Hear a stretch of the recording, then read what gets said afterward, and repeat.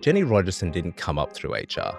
She came through hospitality and then executive support and then built something called leadership operations from scratch and became chief people officer in Canva in under 3 years. Now, that path matters because it shows up in how Canva runs. This is a company that paused every business operation for a full week. That's about 5,500 people across 8 countries.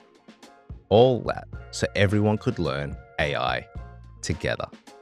Not just the tech team, but everyone. So that's not just another L&D initiative. That's a world view.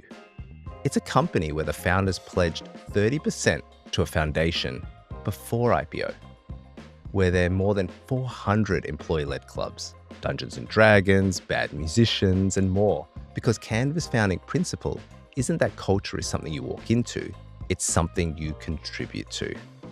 And it's Jennie's job to make that real at scale. From 800 people to 5,500 across acquisitions in London, Vienna, and Prague without losing the special things that made it special to begin with. So this episode is about what it actually takes to run HR like a product team. The experiments that failed, the fewer things well mantra that kept them out of the tech layoff spiral, and what it costs in trade-offs, in tension, to build a company where kindness is treated as a competitive advantage. G'day there. I'm Justin Angsuwat, Chief People and Customer Engagement Officer at Culture Amp. I'm here with Jennie Rogerson, Chief People Officer at Canva. The company showing that you can scale a family feeling across 5,500 people in 8 countries while having a massive impact in the world of design and beyond. So Jennie, I don't think there are many traditional paths into HR. I came from a computer science background, and I know many, many others who came from quite the assortment of places, from finance to marketing to just somehow landing in it. And I know you've got an unconventional path to this role as well. So you started in hospitality, became an executive assistant, built leadership operations from scratch, and became chief people officer in under 3 years. So I can't wait to dig into that journey. But I'm going to start with something a little bit different. Let's help our listeners get to know you a little bit better. So we've got this set of conversation cards we've developed with esteemed psychotherapist Esther Perel, where we go a little bit deeper than the 2 truths and a lie type of questions. And so we work closely with Esther and learn so much from her experience and combined it with our own data on human relationships. And we also made them safe for work. So you up for me drawing a couple of cards and seeing where it goes? Absolutely. Let's do it. All right. I'll just draw a card here. Studio. All right. Card says, I wish I had asked for help when. Oh, it's a good one. I wish I'd asked for help at many times. I think the one example that really comes to mind is when I took on my first leadership position. So moving into the head of people role, it was a role I'd never done. It was an area I hadn't worked in officially. I'd been working with a team, but I wish I had leveraged both people internally and externally on what I could learn, not just from a work perspective, but more of a leadership perspective, more of, who are the best leaders that you've ever worked with? How do they show up? What's the important thing to get right, especially in this moment of change, which it was at Canva. And so I wish I had spent just a bit more time thinking a bit more intentionally about how I showed up in that moment in time. I think in retrospect, it wouldn't have been so hard if I had asked for help, even just a tiny bit. It's something we all experience, and I'm sure a lot of our listeners have gone through similar experiences or going through the same themselves. Is there any advice you would have given yourself at the start? I think probably going slow to go fast would have been my advice to myself. I was so hungry to make impact and make change and make sure that the teams were feeling really set up, but I didn't take a moment to maybe just take a beat of where are we trying to go? What's the overall vision of what we're trying to achieve? And then working slowly through it to make sure that people felt brought along for the journey, but also set up for success in what their roles were in making that happen.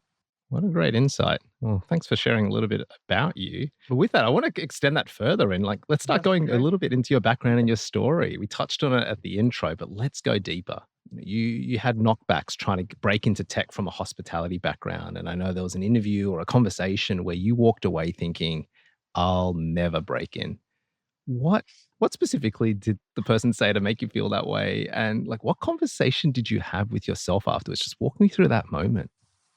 Oh, we're really digging into the therapy now, Justin. Okay, so it was a conversation. I had been trying to break into tech for a little while. I was working in hospitality. I then moved into hospitality tech, so I worked in a order ahead app that was getting off the ground. And then I came to an event at Canva on how to make great presentations. And I'd used Canva a little bit as a product, but not really known much about the company. And when I came to the office, I was just blown away. I think the team were incredible. They were so welcoming and friendly. They had gender neutral bathrooms, which I just loved. There were sanitary products in the bathroom, which the whole welcoming experience was just lovely. And I suddenly became really interested in, oh, this is somewhere that you can work. This is great. And so I started to think about what I could do at Canva to help achieve or help progress what I wanted to be doing, but also what could I work towards that would help achieve the mission of what Canva was trying to do. And I applied for a couple of roles. I actually applied for 2 roles in the Vibe team, which is now a team that's in the people team at Canva. And I got rejected at challenge stage, which I was so heartbroken about at the time. I looked at my challenge not long ago, the challenge that I did for those roles, and I also wouldn't have hired me. I was incredibly verbose. I remember having a conversation with someone at the existing workplace that I was at who said, just move on. Like, someone else will hire you. You're great. And I just remember thinking, like, no, I am set on this company. I'm set on the mission they want to achieve, the goals they want to achieve. I'm set on the culture that they're building. Like, this is the one I really am interested in. I think they're on the cusp of something really exciting. And so I got really tenacious. I took the extreme tenacity route of doing all the research I possibly could. I set up a load of notifications on making sure that I knew what jobs were available. And then I saw it was an EA role, an executive assistant role at Canva that came up. And I was in operations at the time. And I just thought, you know what? I'm just going to go for it. I think I can do it. I've never done that before, but like, I just want in on this company. I want to help towards their mission. And so I just thought, I remember seeing the number, it was like 1,200 people have already applied for this role. And I just thought, like, I got no chance in a snowball of that. So I put together a website on Squarespace of, this is what I think I can do. This is who I am. This is what I'm about. These are my skill sets. And then I was about to send it through as my application, and Canva launched their websites product, their early websites product. So I remade the whole thing on Canva and I sent it through, I think I sent it through to Cliff on LinkedIn.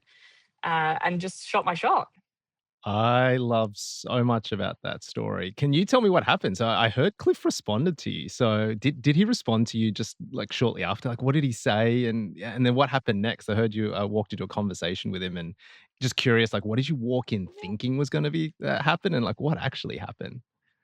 Yeah, so I sent it through, I think I sent it through the official channels, and then I think I flicked it to him on LinkedIn and just said, like, hey, I'm really interested.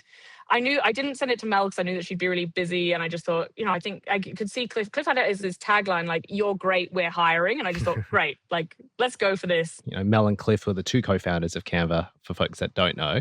So I sent it through, and he sent me a message back pretty immediately to say, uh, great, I've taken a look, like, let's chat tomorrow. And this was at like 11 p.m. So we set up, I think I had a quick chat, maybe with a recruiter the next day. And then I came in for a challenge, I think about a week later. The challenge was twofold. The first one was, we want to do a Canva product onboarding workshop. What would this look like? How do you think we could run this? And the second was, Mel and Cliff are hypothetically going to San Francisco in 4 weeks. How would you go about planning their trip? And so I just went deep into the research of the Canva product onboarding. I signed up to loads of other companies and what their onboarding was. And I created these tailored packs of, if you want to do a 1-hour workshop, this is what it could look like. If you want to do a 4-hour workshop, this is what it could look like. I'd been a teacher, so I just kind of got my real teaching gig out to play on what that could look like and how to make it really engaging. And then I did a lot of research on what Mel and Cliff were working on at that time, and for their hypothetical trip to San Francisco. And I think Mary Meeker had just come on board and as an investor, and I knew that she was in San Francisco. So I wrote out this kind of proposal of, this is what the meetings with Mary could look like. These are the topics that I would suggest. And I also had known that Mel and Cliff had an anxious dog. And so I was researching, like, oh, we could, get a dog sitter, and all of these things, like high to low of all of these things that I thought would be helpful. I presented it to Cliff. He was so engaged and enamored. And then he was like, just stay there. I'm just going to go and get Mel. Ran off to get Mel. So I'm just sitting in this meeting room being like, oh my God, this is so nerve-wracking. So Mel comes in, I do this rapid fire presentation to her. He's like, yeah, just go through it really quickly. So I'm rapid it. she's like, just take a minute. Just, yeah, let's go a bit slower. And then she starts asking these gorgeous questions that really gave me insight into what she was about. One of the questions that she asked that really sticks with me is on a spectrum of chaos to clarity, chaos being 0 and clarity being 100, where are you most comfortable? And I said, I love the 25 to 100. I'm not your ideas kind of person, but if you have an idea and a formation, I will take that and run with it and build, operations around that. And it turned out that worked fairly well because she's really a 0 to 25 kind of person, loves that kind of ideas phase. And so I thought it went okay, kind of didn't really know what to expect. And then I was walking down the hill from our office in Surrey Hills in Sydney down to Central. And by the time that I'd got to the train station, I had an email to say, we'll get you an offer this afternoon. Which was incredibly exciting. I think I walked in expecting, a polite chat, very formal. These are the founders and CEO and COO of a company. And I got a lot of curveball questions, a lot of fast-paced critical thinking. And so it was far less about, convince me why you can do this based on your experience, because we all knew that I didn't have experience in that domain. And it was more, convince me that you can figure this out. And so the interview both ways worked quite well, on them interviewing me and me interviewing the company. I mean, it's such a standout there in terms of the amount of research you did, even to submit your applications before and researching kind of the depth of what they might be doing in San Francisco. But for early on, you worked with Cliff to create leadership operations. I think that was one of your early roles in there at Canva, and there wasn't a blueprint. Like, you did have to work all of that out. And so I'm curious, like, so what was the first real problem that you really tried to solve like that? How'd you figure out the solution when there wasn't anyone to ask? Goodness.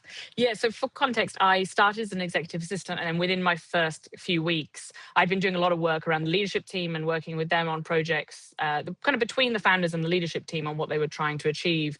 And Cliff and I went for a coffee, and he said, I think there's a formal role kind of in here somewhere. And so what if we put your role more around kind of the operations around leadership and how we get work done and the goals we can achieve? It was kind of a pseudo chief of staff role, but it looked very different at Canva at the time. We were much smaller. I don't think there was ever one project that I worked on. There was always kind of these plates spinning across the leadership team. So I worked on things like Mel and Cliff wanted to launch a charitable foundation. What would that look like? What was our first diversity and inclusion strategy? What did operations partnering look like? We went for a moment there without a customer support lead. So hiring that, like doing research into what that could look like, leveraging the networks across the talent industry that I had of who could be great for that. And so it was really just about seeing opportunities, putting my hand up, working with the leads on what was most important for them and helping them to achieve their goals if I could add any kind of skill set along the way. I think there's no real silver bullet for the solution, but I think one of the main things that I really leveraged at that time was relationships. I made it a real effort to get to know anyone and everyone that I could across Canva.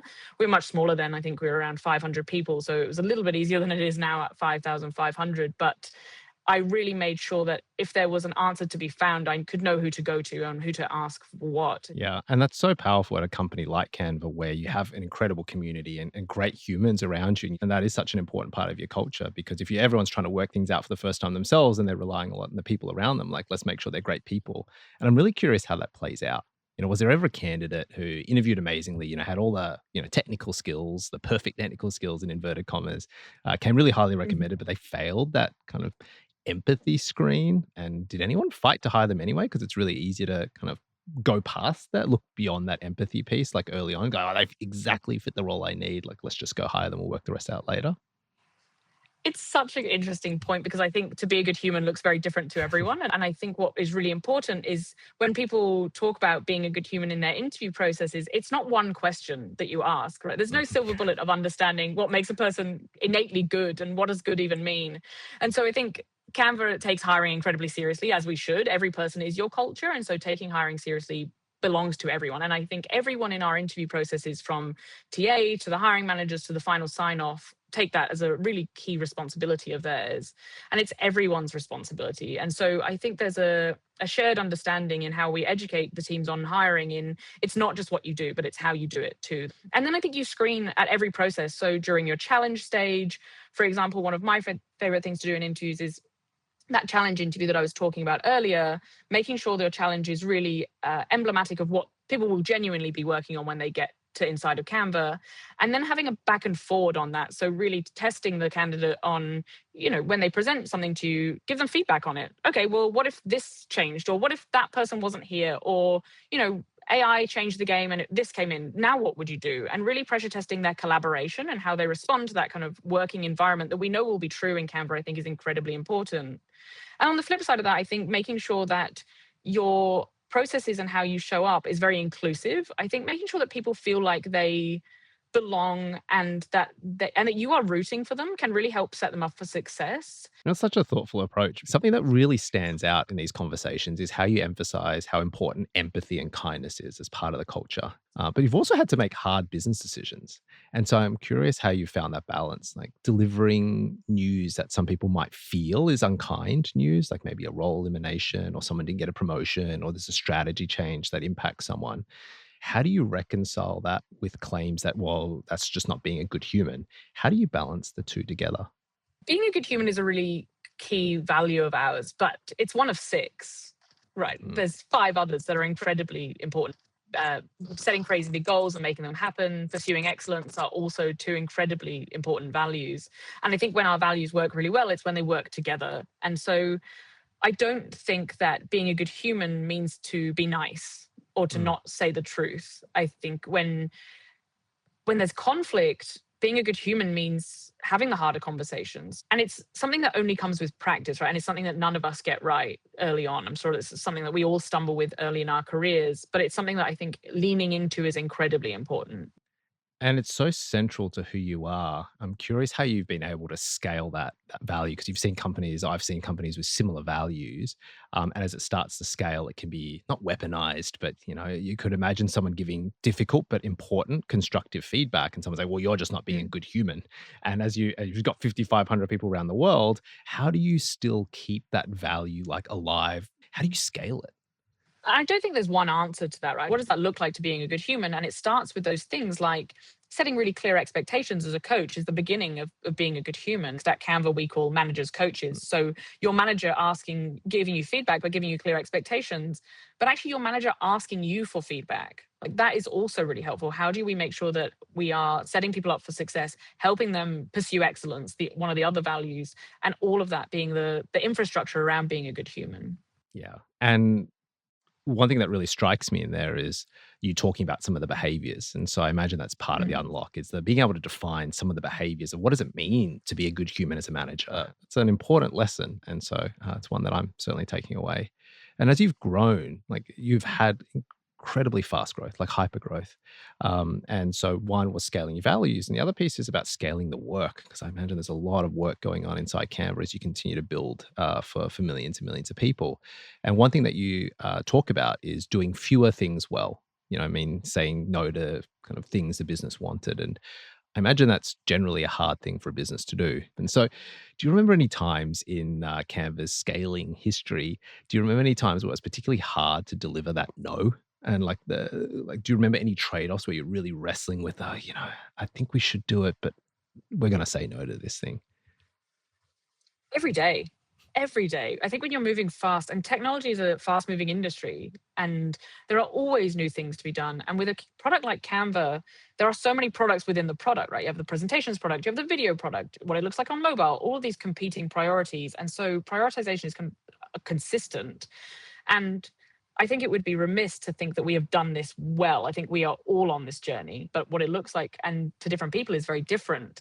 When you've got millions of customers, all who want something slightly different, or they want to achieve their goals by doing this or having this product, making those hard calls can be a really tough moment. I think what matters most to us is making sure that the leadership team is really aligned in what those key priorities are, what that looks like, and then helping to bring that to life in a really meaningful way of what that looks like in the product, but over communicating that as much as we can. Yeah, that's powerful. Are there other tactics that you've learned throughout this? I'm sure there's times in which you've tried, and there's times that you've kind of looked back and you're like, oh, that worked really well in terms of making that deprioritization decision or saying no to that thing. Are there other tactics that you have found to work surprisingly well for you? Something that I've tried to do in the people team is, there's this concept of leave loudly when you're going on leave to make sure that people know it's safe to take leave. I think that's what I've tried to do for my people leads and the wider people leadership team, and then the people team is making sure that when something is deprioritized, we are really clear about it and saying this was a priority last year. the ground has shifted beneath us, and this is no longer a priority because X, Y, and Z. This is why it's being deprioritized, and the work that has been done to date on it isn't wasted. It's just on ice for the time being, but we can pick that up later down the line, and it's still useful work. I think being clear about why you're making certain decisions can help people understand that the work they've put into things is still very valued and valuable, but we're now moving in a different direction, or we're prioritizing something else that is really important. I love that. It's leave loudly. It's not like let's deprioritize something and Prioritize loudly. right. Prioritize loudly. Leave loudly. I love it. It's be proud about it. You're not ghosting on it. You're not disappearing and quietly saying no to it. You are loudly saying no to it, and it sets a precedent, and that Yeah. requires a lot of discipline. When you scale to a very large team of 5,500, are there any other small company rituals or traditions that you had when you're small, and then when you tried to scale it, it completely lost its magic? So many. There are so many rituals that we did when we were small that would just no longer hold the same charm. One of the ones that I always think of is when Canva was very, very small. If it was your birthday, you would stand on a desk and everyone in the team would stand around you and rotate around you singing happy birthday. And it was, I have had it done to me once when I foolishly came in on my birthday, and it was a horrifying experience that was kind of this moment of, oh. It also got quite dangerous of like cramming everyone into a room and shuffling around people.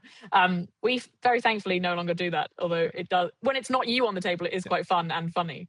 But that one certainly didn't scale, but is something that I think is still a lovely thing to look back on fondly, but far away. The other was that we kept a lot of the sentiment behind rituals that we did early on, but they've scaled over time. So things like we've always lent into having a communal table, which is our lunches at Canva are all on big long tables because we want people to sit not just with their one team, but overlap and make sure that there's this cultural community at Canva that sits together and has lunches, but also things like Canvaversary cards. It used to be when you hit your 1 or 2 or 3 years at Canva, you'd get a bit of paper with everyone who'd signed a note. Then COVID happened and we made it a Canva design where you can share that globally, and then people can add photographs or GIFs or messages, and then you can keep that ongoing. And so keeping those kind of cultural moments organic but not static. I think when you hold on to your cultural moments or kind of nice ritual moments like that too hard, it's kind of that analogy when you hold a butterfly too tightly in your hands.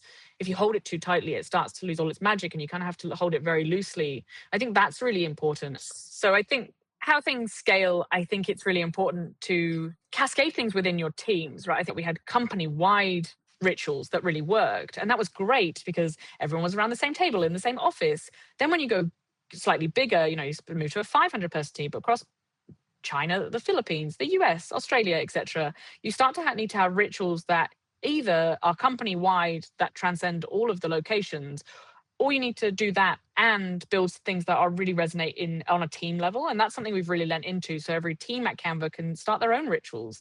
Something that we did at the people team last year that I really loved, which is really making sure that you can do things that are really special but don't take a whole lot of budget, is making sure that you have magical moments. For example, we had a festival of people which brought together our whole people team, and some lovely person in the vibe team created a little caricature of everyone in the people team. So you had a little caricature on an A4 bit of paper that they'd stuck on this wall. So it was just this wall of the people team in little caricatures, and then they'd given everyone little stickers that said Jennie thinks, and then you wrote a note on what you thought about that person and you stuck it on the A4 bit of paper.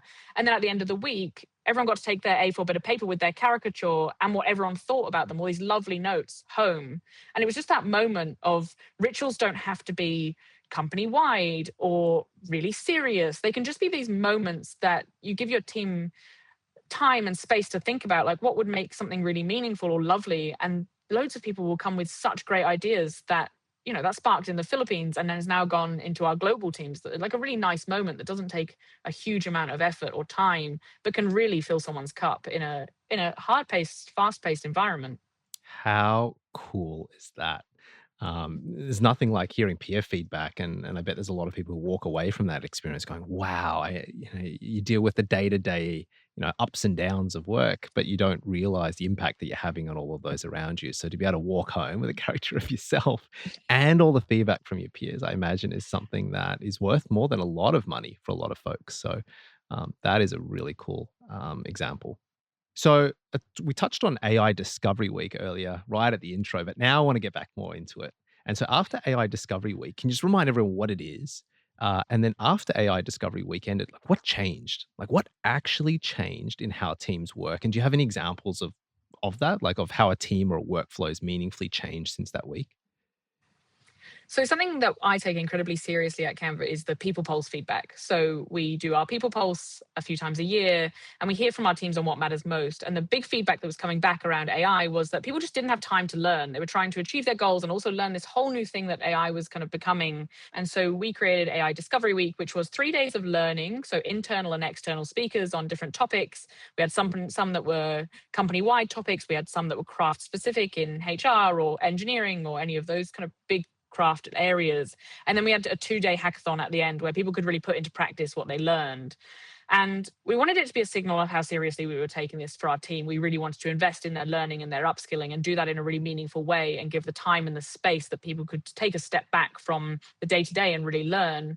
But also really share that AI wasn't a kind of tech team or IT team initiative. It was the responsibility of everyone in the team to be upskilling in this brand new technology that could really enable efficiencies right throughout. The biggest change that I certainly saw right through that kind of has carried on till today is the confidence around AI. I think there was a lot of nervousness around AI and how are we approaching it as a company or what did it mean for me in my role? And we answered a lot of those questions up front in a few Q&A panels, but also made sure that people felt confident in their own learning and abilities in putting AI to use. A really good example of that change was we have a benefit at Canva called Vibe and Thrive, which is an annual allowance for you to use on whatever you would like to enable you to either vibe or thrive. So think about things like uh, personal education allowance or your home office setup, or you've joined rollerblading club and you need some new rollerblade, like whatever you would like, you can use. But there are some parameters around what you can use it for. And it used to take the team a lot of back and forward in email form to answer loads of questions. Can I buy this? What does this look like? Or is this included? Is this not included? And so we built AI, we built some AI tooling around this to reduce the busy work on the team so that we could reduce those questions and make sure that the team that were responding to those questions could be doing something else. We built AI to make sure that it could answer kind of yes, no questions. You know, can I expense a pillow, or can I expense rollerblades? Can I expense XYZ? And so at first it was kind of a yes, no answer of no, we've never seen that. So no, you can't expense it. Then the team worked on deploying agents to move from just answering a question to actually making judgment calls. You know, I have seen that rollerblades got approved. Therefore, this tangential thing should probably be approved. It took the team, I think it took 2 people 2 days to build this, test this, implement it, and roll it throughout. And in 5 months, that has answered 12,000 queries. That's taken an enormous amount of busy work off a team that we can now put on something else to build something internal at Canva that could be fantastic, and saving all that time and busy work. So I think not only did AI Discovery Week build people's confidences, it also made people think outside the box in what is the busy work we could be reducing internally that could mean we put our team, who are so passionate about the employee experience, building something else instead of answering tickets. An impactful week. For many organizations that are thinking about going through this, like what's one piece of advice you would give them from what you've learned from having this experience? Going slow to go fast can make you go much faster. I think it was a big investment. We like a week off the tools is a long time in a tech company, and especially at Canva when we're trying to achieve so much. But actually taking that time out to show to our team how serious we were about their own education and upskilling, and making sure that we invested in, great education sessions that are freely available online too. I mean, head to YouTube, do some research on your own. There's some incredible resources out there that don't mean that you have to pay people to come in internally. You can really leverage those resources that are free out there, but also leverage your team. We leverage our team who had really lent into this space to teach people how they had done it, what they had done to upskill themselves. And if you've got people that are incredibly passionate internally, leverage their voices to teach others, not just a specific task or tool, but how they think about this space and what they're really leaning into. Very cool. And as we zoom out, I mean, it's very clear that Canva's investing a lot in its culture, and it's not just for purely how to squeeze every single second out of someone and every single piece of work and productivity. There is an element of kindness, or even an investment from an AI standpoint, like to be able to pause and go do that and invest in that.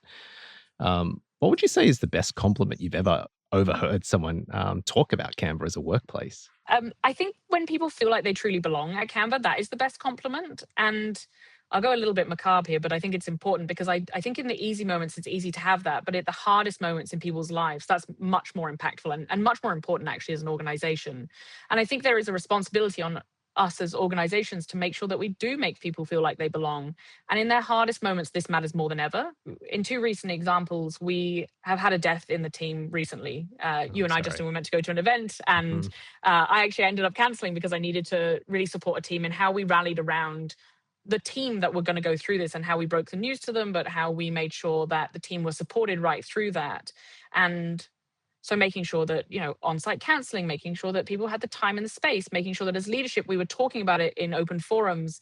So for example, we had our go-to-market offsite that day where we brought together, I think 500 people together across many teams together. And I talked about it on a panel because people in that room were experiencing grief in real time and needing to show up at work. And those moments really matter. And hearing back from our team on why it mattered that we were so openly talking about it and not sweeping things under the rug, but making sure that they were supported, the person who had passed away was able to be spoken about in a, and make sure that we are creating space for us to have moments to celebrate those people, I think is incredibly important. And so how you show up in those hard moments really matters. The other example that comes to mind is the work that the people team have done to support people internally at Canva who might be experiencing family and domestic violence. I think this is a real problem throughout society, and it's something that we can't give enough time to because it happens and not talking about it doesn't help anyone. And so we have spent a lot of time intentionally putting work behind what do we do to support people who might be going through it? What do we do to support teams who might be supporting someone to go through it or to recognize the signs, and making sure that we are increasing awareness internally that this happens and here are the signs and here's what to do and here's the support that is available to you as you support someone or as you are going through it. And hearing back from people who have experienced family domestic violence at Canva, we have supported them through that moment, including supporting their teams, the impact on them, on their children in that moment. I always remember this really meaningful moment where someone said to me, Canva became kind of my home and my place of dignity where I didn't have that elsewhere. And it just means so much in those moments to really show up for your team in a place and a time that matters most. And so those kind of compliments always mean the most. How you show up for people in their hardest moments is often what people will remember. They don't remember what you do, but they certainly remember how they felt. And even if you're not the person going through those moments, if you're the person supporting those moments, it matters to you that your company is there for the team as they go through it too. Wow. Wow. Thank you for being so open and transparent. It would have been really easy to take that question and answer with a plethora of perks and benefits that you have in an organization like Canva, and the fact that you go to some of the toughest moments and how a company truly shows up in those toughest moments, says so much about that company. So thank you for sharing that. No, thank you. And I think it's something that's really important. Just I think it's also really important how we support the ecosystem. You talked about it earlier. Mhm. I feel very strongly in supporting the ecosystem where other companies, smaller companies, for example, might not have the resources that they need to meaningfully go through those moments. And so at Canva, something that we have done is we've open sourced our resource guides for these. So Mhm. we've open sourced our family domestic violence support guide and our grief and loss guide so that if you are in a smaller company who don't know how to react to these moments, but it is something that's important to you, you can leverage those at any time, duplicate them, make them your own. They are there for you to use as you would like. So please do leverage them because those moments do really matter. It is such a big part of your culture, around that kindness and wanting to do good in the world. And it shows up in so many ways. And that's a few of the many ways. And so, if someone were to join Canva tomorrow, what's the one thing you'd want them to understand about what makes Canva different? I think it might be a bit obvious, but we take our culture really seriously, and culture is the key enabler in our success. I really think those things really matter the most. The greater the culture that you have, the more you're able to achieve your mission. I think that's really helpful to understand the tie between those. And the one thing I would love for people to understand is that you don't join Canva to experience the culture. You join Canva to be the culture. You are the culture in how you show up, in how you achieve your goals, in the conversations that you have. And so when you look across our values at pursue excellence, like we all have to be our best. And so investing in your learning and your growth, and if you're at a company that's growing 50% year on year, you have to be really serious that you need to be growing 50% on year. That's a hard thing to sign up for. It's not just a fun time. But also when you look at things like make complex things simple, one of our other values, like you should be doing the work and feel very empowered to help solve our hardest problems. We have company-wide resources like our Fix It form, where anyone can share any problem that they're having that they can't quite solve in a systematic, in like big systems way. But at a local level, you should feel empowered to make the culture as good as you can, as efficient you can. Please don't sit and stew on a problem, but if it's there to be fixed, like we would love to maintain that small company feeling, and everyone plays a really big role in that. But also that we take it, like it's, our mission is really serious, but having fun while we do it is really important. And that plays a really big part in our culture, making sure that we're showing up, celebrating each other, celebrating our wins, celebrating successes, making people feel they really belong with celebrations of Lunar New Year or Ramadan or any of those moments that mean a lot to people personally. And having a big laugh along the way, I think, is incredibly important. Well, I can tell just from this conversation, it's been so fun hearing from a company that scaled so quickly, being a global phenomenon and has a culture built around kindness. So Jennie, thank you for being so transparent about what goes on inside Canva, the journey it's taken, the ups, the downs, the good times, the hard times, and your own journey. To our listeners, thanks for tuning in. Hope this gives you some inspiration for how you can have both business success and also heart and kindness all in one. Until next time, I'm Justin Angsuwat. Keep it real and keep it human.